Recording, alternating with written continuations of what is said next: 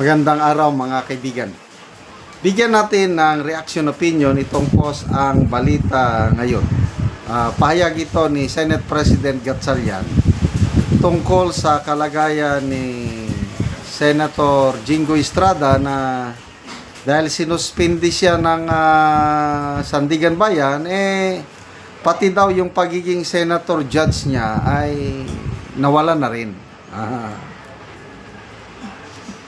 Gatchalian, suspendido rin bilang senator judge si Jinggoy batay sa aking pagkaunawa sa batas. Iginiit ni Senate President Sherwin Gatchalian na batay sa kanyang pagkaunawa sa batas, saklaw ng 90 na araw na preventive suspension ni Senator Jingo Estrada, hindi lamang ang kanyang tungkulin bilang senador, kundi maging ang kanyang papel bilang senator judge sa impeachment trial ni Vice President Sara Duterte. Ayon kay Gatchalian, ito ang kanyang payag. From what I understand, pag suspended ka as senator, kasama na rin doon yung being a senator judge.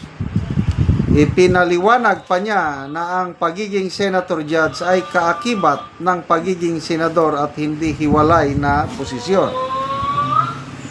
Sabi niya, the suspension is to the senator and it carries with it all the responsibilities as senator, including becoming a senator judge. Lumabas ang pahayag habang pinagdedebatehan ang magiging komposisyon ng impeachment court at ang epekto ng suspension ni Estrada sa kanyang partisipasyon sa paglilitis. Okay. So, gusto nila na mabawasan ng senador para sa pag-compute ng conviction votes, hindi na magiging 16.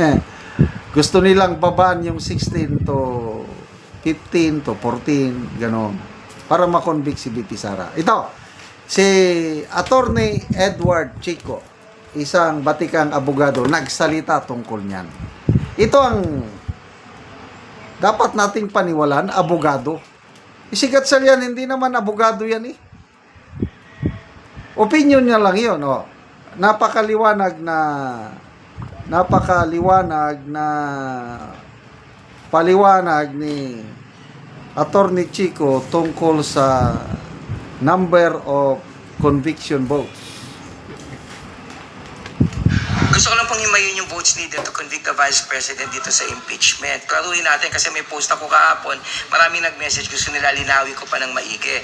So ganito po yan, if you look at the Constitution, Article 11, Section 3, Paragraph 6, very clear naman na ang votes needed po ay 2/3 of all the members of the Senate. Ang operative phrase po dyan, all the members. So tandaan nyo, hindi ko inalify yung word na member, hindi active member or member who participates. So pag miyembro ka, kasama ka sa bilang. So kailan ka nagiging miyembro ng Senado? Kapag ikaw ay nahalal, naupo, di ba, nanumpa ka, so senador ka na. So hindi ka na lang po maibibilang kung hindi ka na miyembro. So ang tanong, kailan ka ba hindi nagiging miyembro? Now again, the law is very clear, even the Constitution is very clear. Hindi ka na miyembro pag namatay ka because obviously you already lose your juridical personality, hindi ka na member. O kaya nag-design ka. Siyempre pag nag-design ka, voluntary act yan.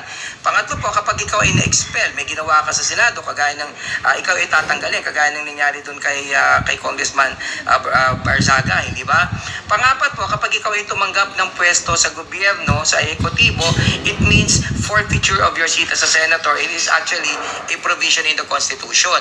So halimbawa, 24 na senador ngayon, alam naman natin, kung yung isa ma-appoint sa ekotibo, yung isa po ay mag-resign, yung isa po ay namatay, yung isa ay na-expel. So yung apat na po na yan, hindi na sila miyembro ng Senado. So ibig sabihin, from 24 magiging 20 sila. Doon mo na bibilangin yung 2/3. Sa 20 na lang. Ang tanong dito, paano kung suspended? O paano kung nagtatago? Miyembro pa rin ba siya? So ito po yan, with due respect, miyembro ka pa rin pag nasuspend ka because suspension doesn't create a vacancy. In a plethora of cases decided with the Supreme Court, very very clear sila dyan. Hindi ba? Pag nasuspend ka, pwede kang makabalik. Kaya nga pag yung mayor nasuspend, papalitan siya ng vice mayor temporarily. Pero hindi siya tatanggalin as bilang mayor, hindi ba?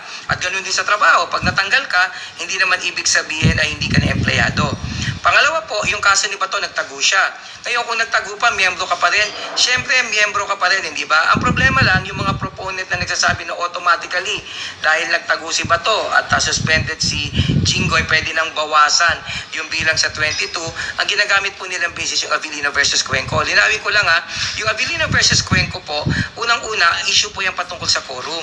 Ilan ba ang quorum? So kung wala ka sa coercive reach ng Senado, pwede kang bawasan for purpose of quorum, hindi ba? Pangalawa, yung Avellino versus Cuenco, patungkol po sa discharge ng functions ng mga senador bilang Senado as a Senate body, not as an impeachment court. Kasi ang impeachment court, iba ang provision, iba ang requirement. So hindi applicable ang Avellino versus Cuenco. And besides, pag-usapan na rin natin yung issue ng quorum na yan. Alam niyo ba, yung Avellino versus Cuenco, it was decided under the 1935 Constitution. Ang nakalagay lang doon, the Senate shall elect its president. Kaya nga po, nung naka-12 sila Senator Gatchalian, anong ginawa nila? Hindi sila nag-elect na Senate President. Why? Because under the 1987 Constitution, quinalify na yan na kinakailangan majority vote of all the members of the Senate to elect a Senate President. Kaya inantay nga nilang mag-13 eh. So anyways, hindi ko alam kung malinaw ang paliwanag ko, but I'm hoping kahit paano po napagbigay tayo ng kaalaman. Objective lang po yan at walang kulay. Maraming salamat po. Gusto ko lang pong Galing! Yan ang paborito kong abogado. Oh. So, apat lang ang rason na matanggal ka bilang senador. Namatay, nag-resign, na-expel, o kaya ay tumanggap ka ng posisyon sa executive. Eh hindi naman ganito, wala naman dito si Jinggoy at saka si Bato. Yung suspension, 90, kaya nga 90 days lang yan eh. Suspended ka lang. Kaya lang, pwede ka makabalik. So hindi ka pwedeng tanggalin doon sa number 24 bilang ng mga senador. Si Bato nagtatago lang eh. Hindi pa man siya. Kaya, ayan, tuloy. Sige, kanino tayo maniwala? Sa abogado o sa isang senador na wala, hindi siya abogado eh.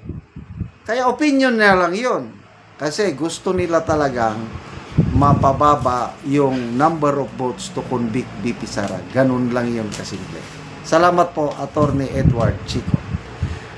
Mga kaibigan, salamat sa inyong pagsubaybay sa channel na ito. Nakakatulong kayo ng malaki sa tribong Talandig ng Bukidnon dahil ang income natin sa channel na ito is pantulong sa tribo. Namimigay tayo ng libreng yero at pako para makapagpatayo sila ng mas maayos na tirahan. Panoorin nyo ang video na ito. Karon mo na niyang mga yero nga ipangatag sa mga tao, so naay nagkuha karon. Nagkuha. Pamilya. Ano ni sila ang tabangan.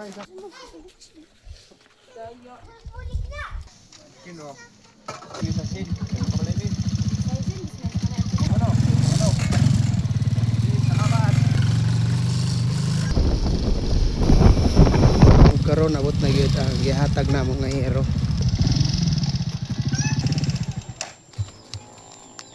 O karon mo na ni ang atop sa natagaan na mo giro. So mo na ni ang iyang atop nga mga hero nga buslot na. So karon mapulihan na gyud ni kay mag-atop naman siya. So mga kuan na gyud buslot na gyud kaayo kay isklastipan ra gani ang uban.